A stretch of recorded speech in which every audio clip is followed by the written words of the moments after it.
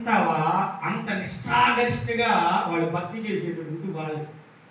అట్లాంటి వాళ్ళ దగ్గర నుంచి వచ్చినటువంటి మా నాన్నగారు ప్రార్థన యేసు ప్రభు అంటే అంగీకరించట్లా, వద్దు వద్దు అంటున్నాడు. కానీ మా అమ్మ ఫోర్స్ వలన మా ఇంట్లో వాళ్ళందరూ కూడా ప్రార్థన చేయాల్సిందే అని చెప్పడం మూలంగా ఇక తప్పక మీరందరూ మారిపోతున్నారు కానీ నేను మారను అని చెప్పి అంత దూరం ఆ పక్కింట్లో చూసారా, అంత దూరాన్ని వెళ్ళి వాళ్ళ వరండాలో కూర్చున్నాడు.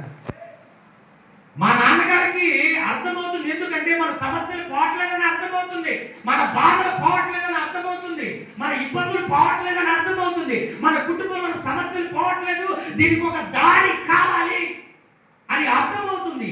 కానీ ఆ దారి ఇదే అని చెప్పి మా అత్తగారు ఒక సేవకుడిని తీసుకొచ్చి ఈ దేవుడి ద్వారా మీ ఇంట్లో గొప్ప కార్యాలు జరుగుతాయి అని చెప్పినా సరే ఎందుకు అంగీకరించట్లేదు అంటే మా నాన్నగారికి ఒక కులం అడ్డుపడతా ఉంది, ఒక మతం అడ్డుపడతా ఉంది.